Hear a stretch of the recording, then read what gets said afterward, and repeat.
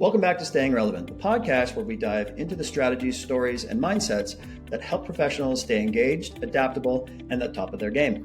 I'm your host, Tom Swales, and today I'm joined by someone who has built her career and her life around three powerful pillars: human movement, kettlebells, and mindset. My guest is Jodi Barrett, kinesiologist, coach, retreat leader, and kettlebell educator. Jodi's journey with kettlebells began during a major turning point in her life, and what started as a personal grounding practice has since grown into a business built around helping others discover strength, stability, and confidence, both inside and outside of training. In this conversation, we're going to explore how kettlebells became a tool for resilience, why mindset is the foundation of success, and how Jodi continues to evolve her work through coaching and retreats.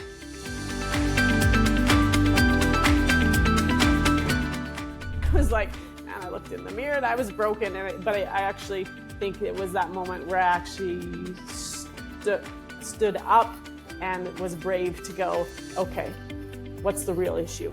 If you're going to be teaching something and to give the perspective from a coach on the mats in front of people, you best be also doing that. You know, pick a bell that you don't have to muscle, like you don't have to, but you just feel the rhythm. Right. So you get into a rhythm. Okay. Kick off your shoes.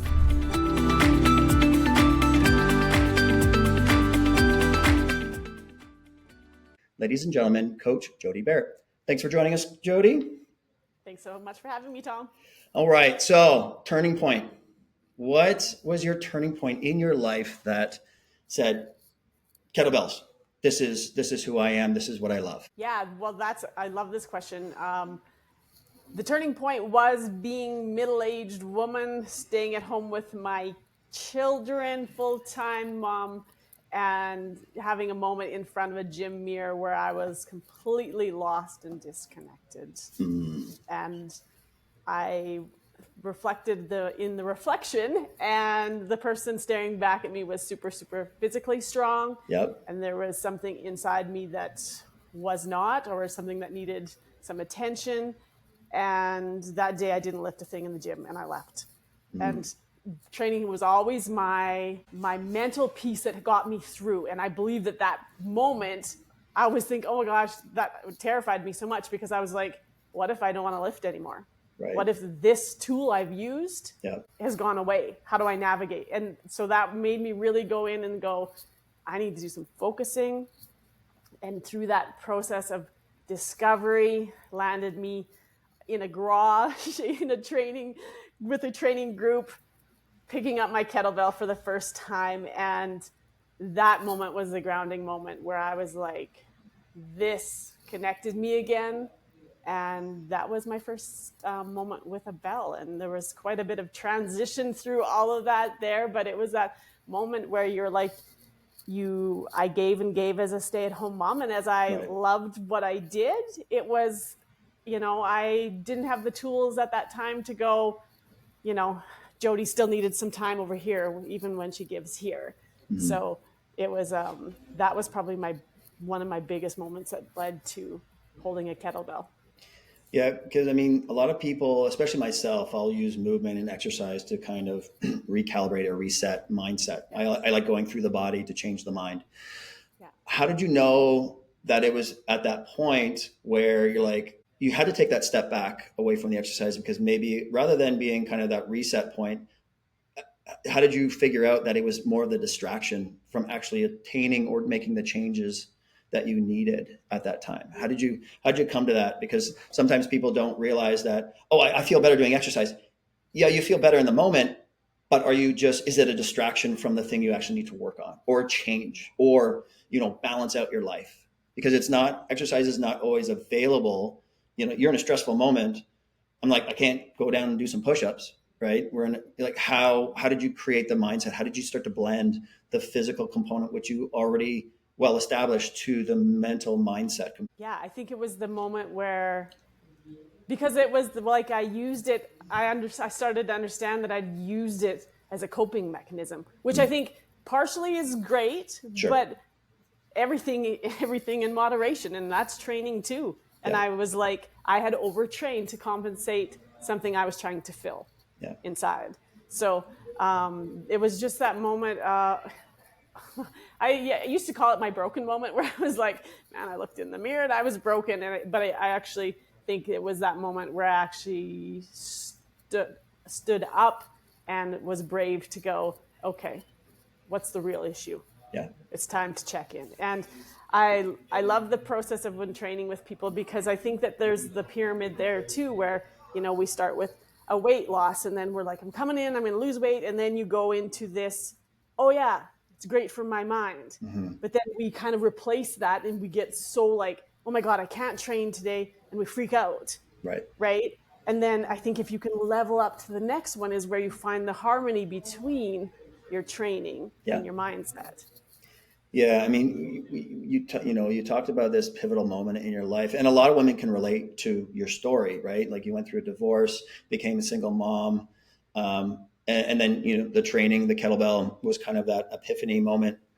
But you saw more value in it, or in that training system of, it's not just a tool, it's not just a form of exercise, it's that mindset and that grounding force in your chapter.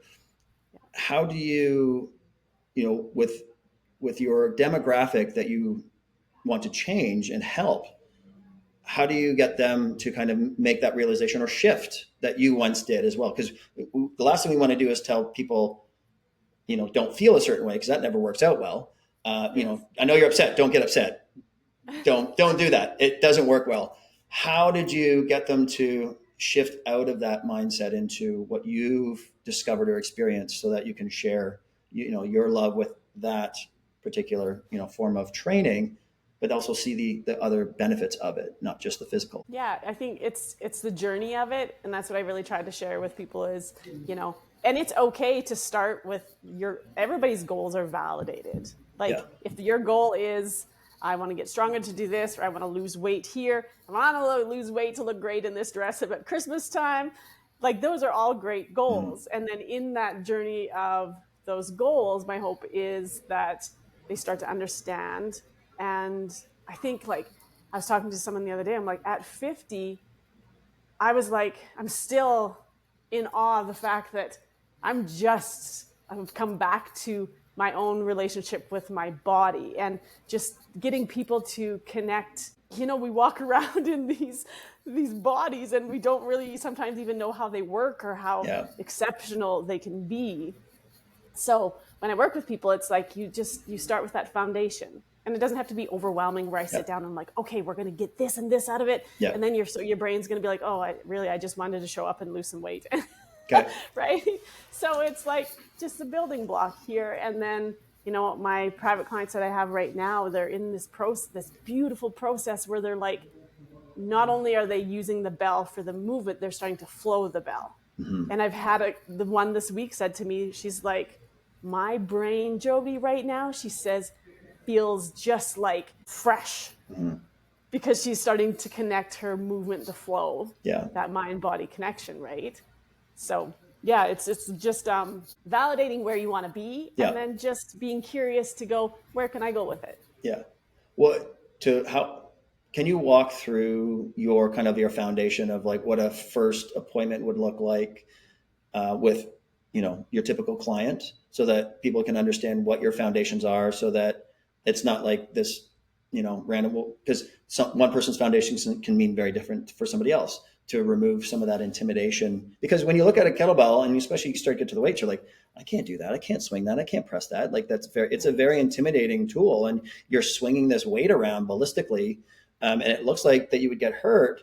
And you could, if you do it wrong, but what are your foundations that you would teach, or at least explain to your clients, so that they don't have that fear of moving the bell around? Yeah. So one of the bigger things that I always talk about is, like, my 12-week, we do 4 weeks body weight. We didn't even touch the bell. Okay. And just the idea behind is we need to know how to learn to move the body, what it feels like to move the body, and build on the form through that way first. And a big thing that I have when I do like a consult and talk to people is time. Like, what do you have time for?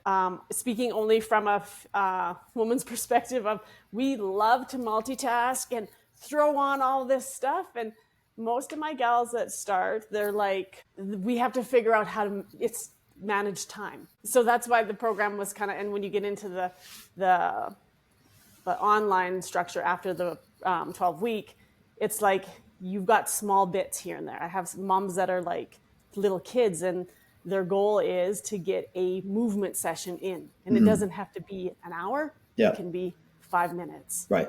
Right. So it's really, when I sit with people, it's like, let's figure out how to fit movement into your life. Right. Because then you can make it part of your lifestyle. Right? How do you change some of the habits? Because oftentimes it's creating those triggers and the environment.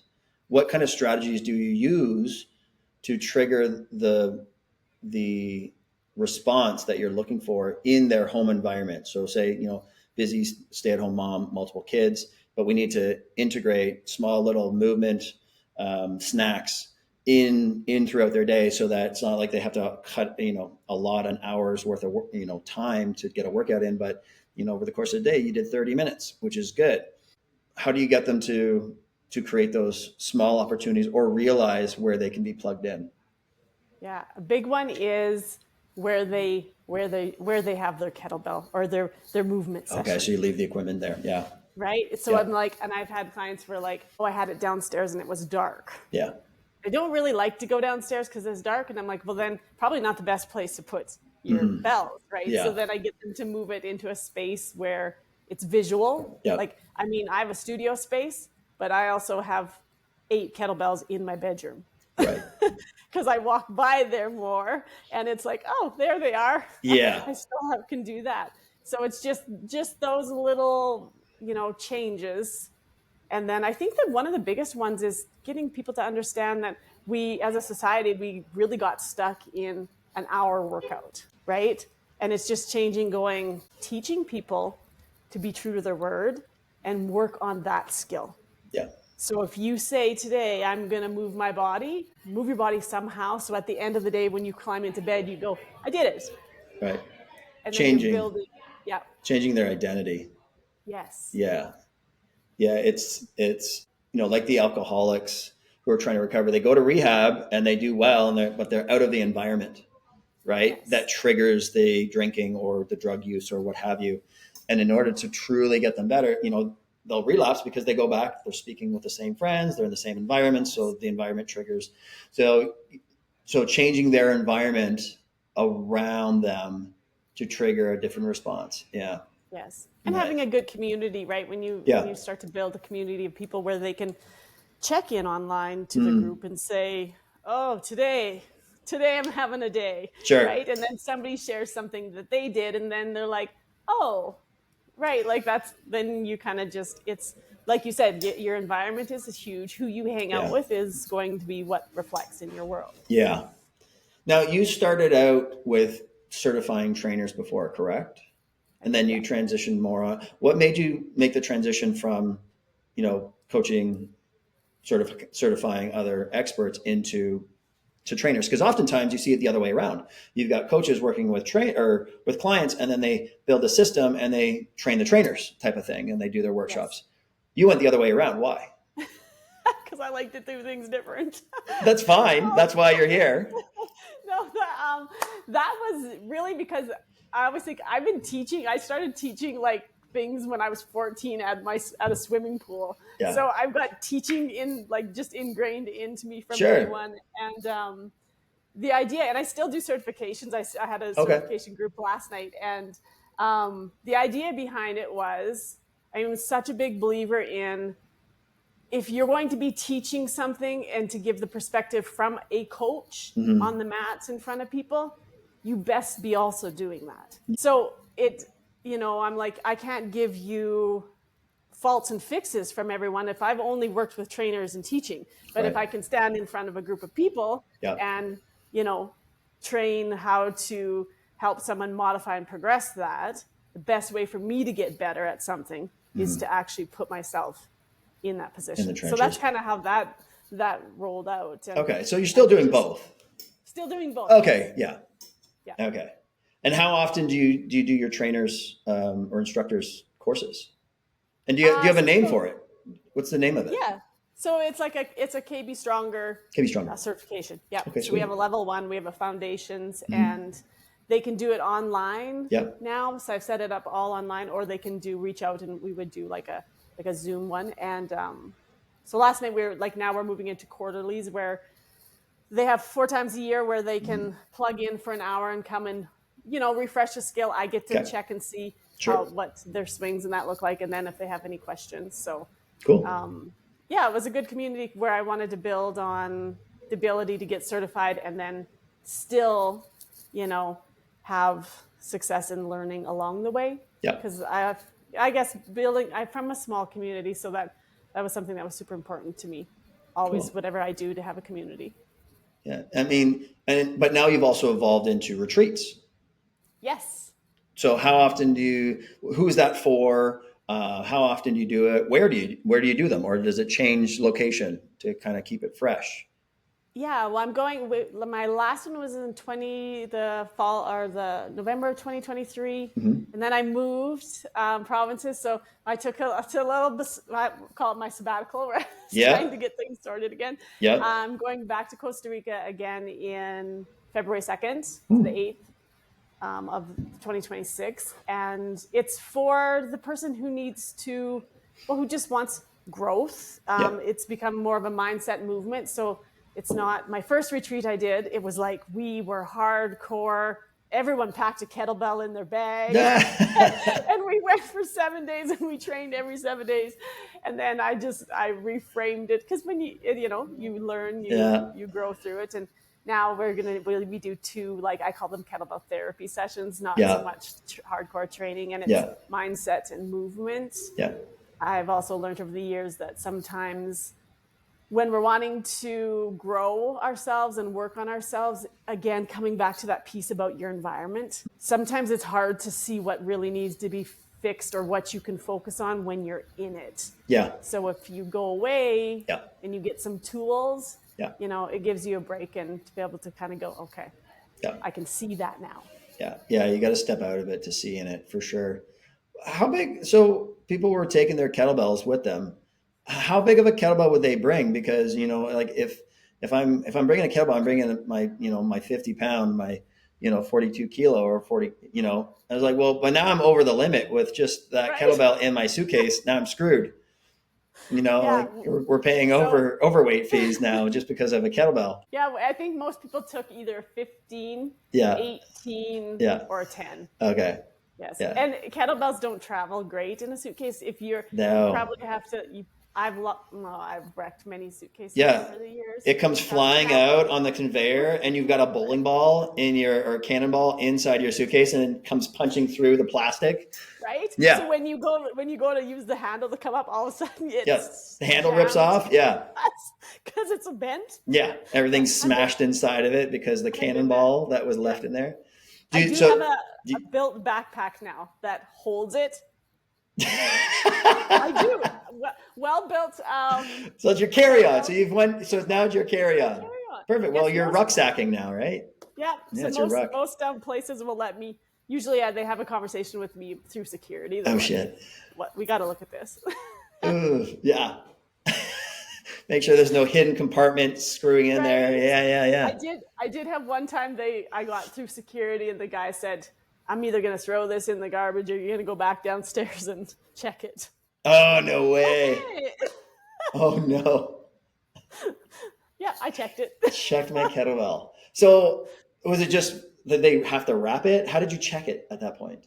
I know we're a little off topic. Oh, I took it in I had the backpack. Oh, you checked the backpack. So I just checked the backpack. Oh, okay. That makes sense. Yeah. I pictured you taking the kettlebell out. They put a tag on the kettlebell and then roll that bowling ball down the conveyor. Got it. Yeah. Okay. I'm sure they'd love that in their machines down there. I'm quite confident I wasn't much of a hit then, but that's okay. So do you find locations then that have the equipment that you need? Is that kind of how you? Yes. Okay, good. Yeah. So my going back to Costa Rica, there was a beautiful gym. Yep. It was like literally up in a tree. They built it up in a tree. So I nicknamed it the Tree House. Oh yeah. And like just a full on experience. They had bells downstairs. So we would just take them up and Nice. Where in Costa Rica is that? Nosar. So we're going to a blue zone, which, I was like, so my goal is to go to the blue zones, take the retreats to different blue zones. Cool. On the globe. Good idea. Yeah. So. Oh, that's good. What are your three pillars that you talk about? You got human movement, kettlebells, mindset. Can you break each one of those down so that the audience can kind of get a better picture of, Yeah, what they mean, or what they absolutely. mean to you? So the human movement pillars are the science behind it. Okay. So, you have your level change, your rotation, locomotion, Mm-hmm. push pull. So those are Yeah. when you train with me and my trainers, Yeah. train their clients, that you're hitting those, Yeah. right? And then the kettlebell is obviously because that's what we use. Mm-hmm. And the nice thing with the kettlebell is you get the ballistic movements, you get the release movements. Yeah. So you're practicing transferring, from right to left, allows different rotational Mm-hmm. patterns, and then just integrating the mindset that I do a check-in at the beginning of every live on-demand class, and it's like we call it the body scan, Yep. and we go through what did you eat today? What Right. did you eat? Are you hydrated? Did you sleep last night? What's your stress level? And how are you physically feeling in that very moment? And, Yep. I go through it every time. And to me, it feels like, oh gosh, I wonder if people are thinking, she's talking about this again. We hear it every day, but it's just teaching people to check in so they know how they're going to train today. Yeah. So, Yeah. because if you go through a busy day and then you start working out and you're hanging out with me live online and you're like, oh man, like I haven't ate today. Right. You're fading. Because you don't think about it, right? Yeah. And then so it's just a good check-in so that's the beginning part of the mindset, is just becoming aware, so you know how you're going to train with me in the next 30 minutes to 45 minutes. Right? Are you going to be able to lift heavy? Do you want to push it that way? Or, you know what, today I just showed up and I'm going to go light and I'm going to move my body. Good. Yeah. Yeah. I do something similar with my athletes, and then I measure grip strength and heart rate, blood pressure against kind of their subjective feelings of energy, stress, mood, all that stuff as well. Yeah. Because if their nervous system's fried, we can't push it. We're going to dig a hole for them. They might get hurt. And, one of the things that I always preach, I'm like, the biggest predictor of an injury is an old one, especially in the area of injury. Mm-hmm. But I'm finding the biggest predictor of a new injury is actually a lack of self-awareness. People not realizing the repetitive, postures they're taking, the movements they're doing. Even if they're not an athlete, like you turn your head 10,000 times to the left while working on a computer, you're going to cause neck issues. You're going to cause cerebellar issues. Everything on that whole, side of your body that you're turning toward, it gets tight. And all of a sudden you're like, my left, low back, my knee, everything's tight on the left side. I'm like, because you only know this side of your world. Your brain is lighting up more on the left than it is right. And then all of a sudden they can't turn their head to the right because their eyes and their brain just doesn't go here. And then they start swinging a kettlebell or lifting something. Well, they're lifting rotated and they're all torqued. And then all of a sudden something goes, right? But it's because they didn't realize what they were doing all day long at their job that was causing this mild imbalance. But then when they added intensity load to it or velocity, now it caused a problem. We even had the conversation, funny story, I don't know if this is where my brain went, about when you go into your washroom, your bathroom, where you rotate to get toilet paper. Yep. And even matters, we're going to go like, right? How are you approaching the situation, right? Like, like you have this dominant rotation somewhere in your body, like hips rotate this way, spine rotates this way. But we have to make sure that it has some level of symmetry so that when we're loading ballistically, we're not bumping into resistance too soon on one side of the body and the body avoids it. And all of a sudden we move forces into an area that we don't want to move forces into. But it's a funny, it's being mindful. It is. And it just kind of, like you said, reflecting on your day, check in, just a quick little check in.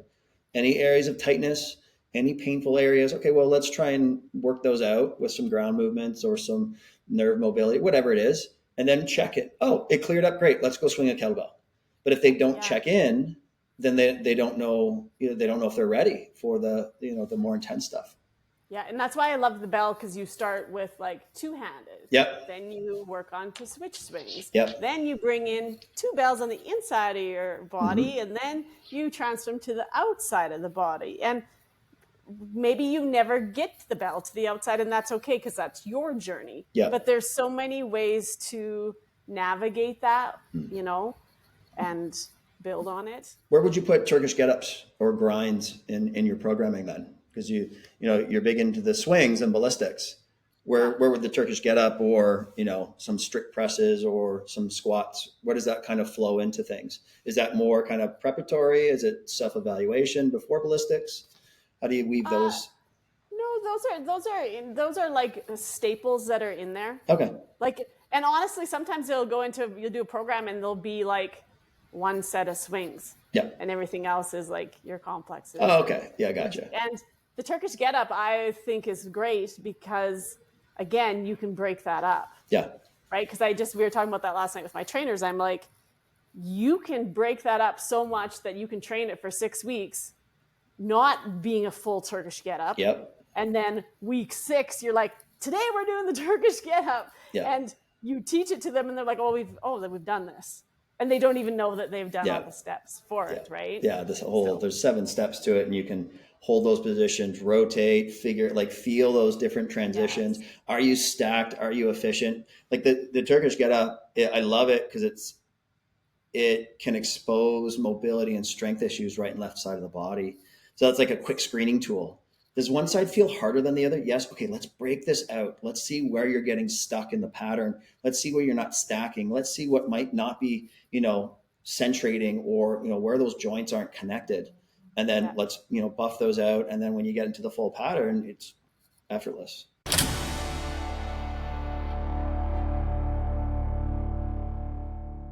I want to take a quick break from today's episode to share something I believe every rehab and performance professional should know about.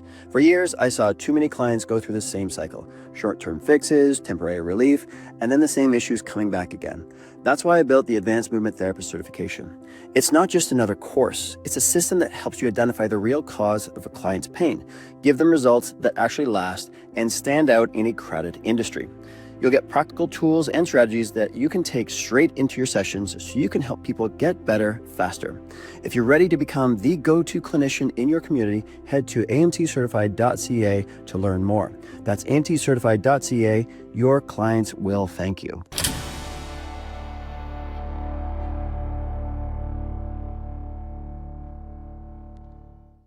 Right? One of my favorite drills is actually, I call it an up-down drill. Mm-hmm. And it's simply stand up, lay down on your stomach, get up, lay down on your back. And it's fascinating. And I teach it to my trainers to teach, for one thing, is because I'm like, 60 seconds, run it for 60 seconds. 60 seconds, you can scan the room and you can see how people move from standing up to going down. Yep. Right? And then from a client perspective, when I get them doing it, I'm like, most of them kind of give me a look of like, we're just going to stand up and lay down. And I'm like, just wait, just trust me. And then you do it and you're like, then you go through that process of, was it hard? Was it easy? Like, this is a functional movement. And if you struggled today, that's okay. Just know where your start spot is, but know that the importance of that, right? Yeah. Because we all want to age, and we want to age with the ability to move, right? Yeah. And getting up and down is... Yeah, it's that relationship. I mean, one of the biggest fears people have when they're getting older is a fall. Mm-hmm. And not all falls are preventable. Sometimes you're going to have to meet the ground, but I always ask, well, what's your relationship with the ground like? Can you fold? Can you drop your center of gravity? Can you quickly squat? Can you roll out? Can you what's your strategy that if you take a stumble and your ankle, hip, foot strategy or step strategy doesn't work to catch your fall or regain your balance and your deceleration fails, do you know how to meet the ground? And, oftentimes people, they freeze, they panic, and they come down like a tree. And all of a sudden they dislocate a shoulder, they break a wrist. Or if they knew how to get up and down and figure out that pattern the most effective way, when they hit it with speed, or if they happen to hit it with speed unexpectedly, their brain already knows how to collapse, how to drop their center of gravity so that they can absorb and meet the ground, with safety as opposed to, with excessive force that could cause damage. But, like the Turkish, coming back to the Turkish get-up, what a great, like when I came out of the hospital, that was the pattern I used because I didn't have the strength to get off the ground and to the ground. So when I was trying to figure out a strategy, I just went to Turkish get-up because it teaches you how to stack and align everything so that you can balance and then use leverage to come up. Yeah. There's so many great ones. And actually funny because I've just started training my parents. My dad's 81, my mom's 79. How's that going? Oh, I said I've never had a client show up grumpy ever except her yesterday, and it was my dad. I'm like, come on, get over it. Well, let's move. But it's so great. And I mean, and I look to them always because they were farmers, ranchers. They moved their entire life. I see how they look so much younger. I see how they are the ability to move. And since they've moved off, they've this concern of, we're not moving as much now. Like they are so aware of that piece. Which is good. So we're like, we're squatting, we're hinging, we're balancing, we're jumping, right? And I don't mean like we're jumping off big things. We're like just getting off the ground, right? And so, it's definitely been like absolutely fabulous to be able to do that with them. When did you have a conversation with them of like, mom and dad, you need to see me differently. You need to look past, I'm not your little girl. People pay me lots of money to do this. I'm an expert. You have to listen to what I'm saying or else I'm not working. Like, what was that conversation like? Because I couldn't do it. I love my parents. I want to help them. I'm like, I need you to see one of my trainers because you're going to listen to them. My mom says, oh, Tommy. Like, mom, I'm like, I need you to listen right now. And then I'm like, you know what? Go see Michael. Go see, they're going to look after you perfect. And you're going to get way more done. Oh, yeah. No, they're so good. Good. My conversation with my dad was, I said, okay, well, we'll start next week and we'll just do it. He's like, well, what are you going to charge me? Should charge you double. And I said, oh, Dad, I probably owe you money, actually. So I probably should be paying you. They've and invested. He's like, and then he was like, then he did the dad moment. And he's like, Jodi, how are you ever going to get anywhere if you don't value your time for money? He goes, I want you to charge me no more than you charge your regular client and no less. And we'll start next week. Right. So I was like, okay, good. But they're pretty good. I was just that was the first time I'm like, I've never had a client. Cause when people come, they're like, even have a bad day, but they're like, I'm here with you. Yep. But my dad was like, oh, I'm like, come on, snap out of it. But I'm sure, you have this energy about you where people are happy to see you because your energy is going to boost their energy. It's the feel goods. It's not, listening to you, talking to you. You come in with this high energy, empathetic, I want to work with you. It's a place of love and it's, you love what you do, but you also love to help people. And, but that's also special because your parents get to spend extra time with you too, even though, So it's interesting though, because it is a block time. Like it's like we're in and then we're out. Yeah. And it's like a completely different experience. It's kind of fascinating. Yeah. Because then it'll be like, well, let's FaceTime later. Yeah. But we got this part done. Sure. Yeah. Yeah. No, that's great. That's good. That's really good. How do you see, you talk about mindset. How do you see mindset shaping not just training outcomes, but also longevity in the fitness and health industry? Do you see that becoming more to the forefront, more prevalent, more integrated with the training aspects? And if you do you see it more common now, or is it still kind of nuanced, or what am I trying to say here? More taken for granted, or not taken as seriously as it should? I think it's something new still that I think people are just starting to tap into a little bit. And like, I'm very hopeful. I think that there's so much that can be generated from bringing in mindset into your movement and the importance of it, like creating those different neural pathways. And, I always think of my grandma. She was 96 when she passed, and she was a walker, she was a gardener, and she played cards. So, like she was like she stayed sharp. And I think if you can understand when you integrate movement and mindset, so like the kettlebell flows and complexes, where you have to, like, I always use this strategy with my middle daughter when she'll call and she'll have a day where like she just does a dump, but she's kind of like going down the rabbit hole. Yeah. So we'll let her speak. I'll let her speak. And then I'm like, okay, go do your ladder now. Cause she's got a specific ladder that she'll go train. And I'll like, go train it, call me back. And then we'll have the conversation will look different. Right. So I mean, it's a ladder. And the reason I say ladder is because it's not just and I'll go into this other part, but it's not just she's moving. Yeah. She has to ladder her movements. Yep. So she has to think. Yeah. It's feed forward thinking. Yeah. Yes. Yeah. It's pre-planning.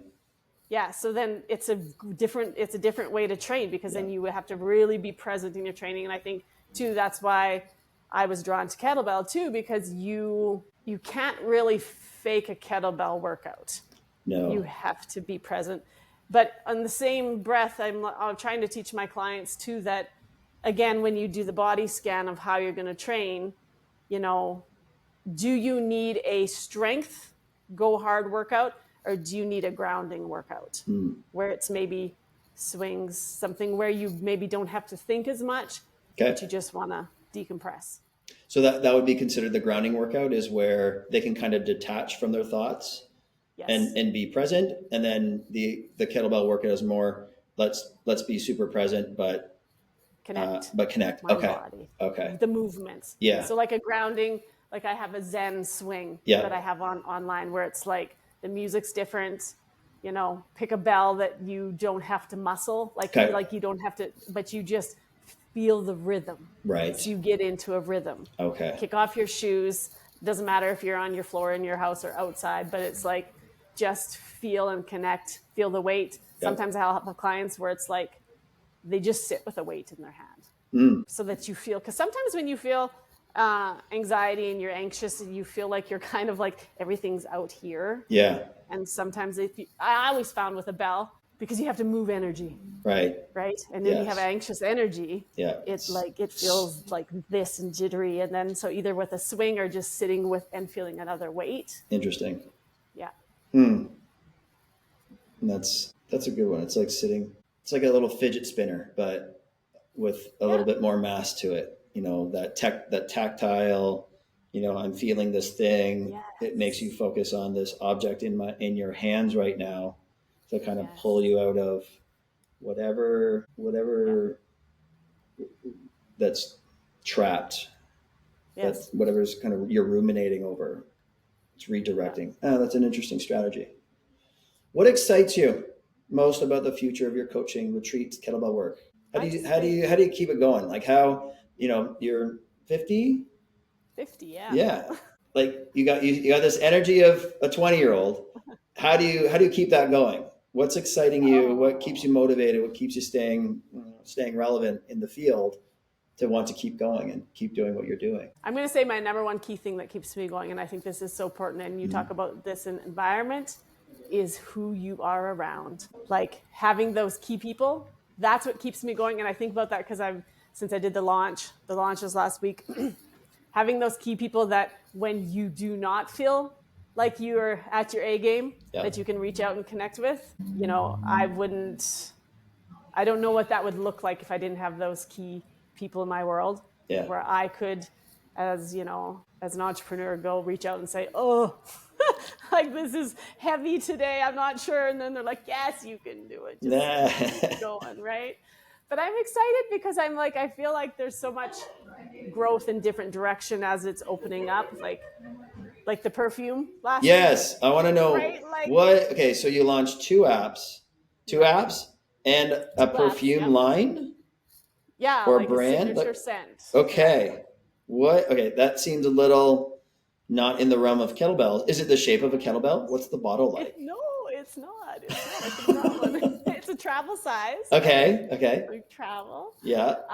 It's called Intention by Jay. Intention, which rolls back to the brand of being intentional about your movement, your mindset, how you fuel your body. I know I talked about it because I had a little soft launch party here last weekend, and I was like, I know some people are like kettlebell and perfume. I have no idea how that all intertwines, but because we touched on it today, which was really good, is the feeling of something, the weight, grounding, and I always wanted a product. I could never figure out what it was that I wanted that I could share with someone that allowed us to a connection. And I go back to a story about when I went through my divorce. My kids were going back and forth, right? Yep. And my youngest, we went out and we bought bunnies, those Jellycat bunnies. I got a really big one and she got a little one. And when she'd come home, we would swap bunnies. She would take mine and I'd take hers and she'd sleep with it. Yep. And I just really and then when she left for the week, I was able to like sleep and I'd love her bunny, right? And she'd be able to take it with her and carry the energy and not be as like, there was a connection piece with There's also a scent. object. There's also a scent, and scent has memory, and it's a very deep connection to memory. Yes. So yeah, it gives me goosebumps because I was like, I always wanted to create something where, because here this is the thing, and we talked about it too, is kettlebells can be intimidating, right? Yeah. And I have a lot of people that follow that, you know, my story, my journey is unique to me, but there are so many things that are very relatable amongst people. And, you know, I like to be able to share a scent where they can hold it in their hand like a bell, right? And then, you know, feel connected and that we're stronger together than we are alone. And then put a scent on and carry that with you through the day. Right. So is the intention to put the perfume on self or on objects that you can connect to with another person, or both, or just? Well, you could do both. Sure. Yeah. It would be self. I mean, sure. Like, yeah. What was okay. So what is the scent? How would you describe the scent? Awesome. I love it. So it's funny because when I created it, it was created by characteristics. Okay. Because I didn't know, I didn't have a clue what, you know, how do I make something, but it was like, I wanted it to be strong, but not in a strong sense of strong, but hold strength. Okay. Be soft, because I've learned over the last few years that, you know, being vulnerable and tapping into that a bit more myself is super important. Yep. And then it has grounding sense, but it also has like ocean, because I wanted the movement, because those are the things that I appreciate and I enjoy in life. But it was like, so it's a blend, obviously, you know, but so when I describe it, I always describe it as like, it has a playful curiousness to it, which is, you know, kind of part of what I believe in. You should be curious, right, in life. So it's hard to, I mean, I would never use any of those words. Like I have no idea how perfumes or colognes made. I know what to me smells good. You know, I know certain perfumes on loved ones, they can smell different, and like that's not your perfume, that's not your smell. So and they can bring back memories from like 40, 50 years ago. You know, you go into your grandma's house and you walk and you smell that perfume, or that, I'm like, oh, like this smells like vodka, right? Like there's just very distinct scents that people have. But I think, you know, the audience is just going to have to just get your perfume to experience it, because just try it. Like I don't think you can justify what it smells like. It's hard. It's hard to, like, what does, I mean, I know what the beach smells like when you're there, but how do you blend that with, you know, something that's strong? And what could be strong to one person might not be strong to another. Right. Yeah. So, I actually wore it for 2 months, because sometimes I've put perfume on and this has made me nauseous because it's so strong. Right. And I was like, I didn't want that. No. There needed to be softness, but not too flowery, because again, too, I'm like, I love my grandma and I love the memories of my grandma, but I do not want to smell like my grandma. Right. Right.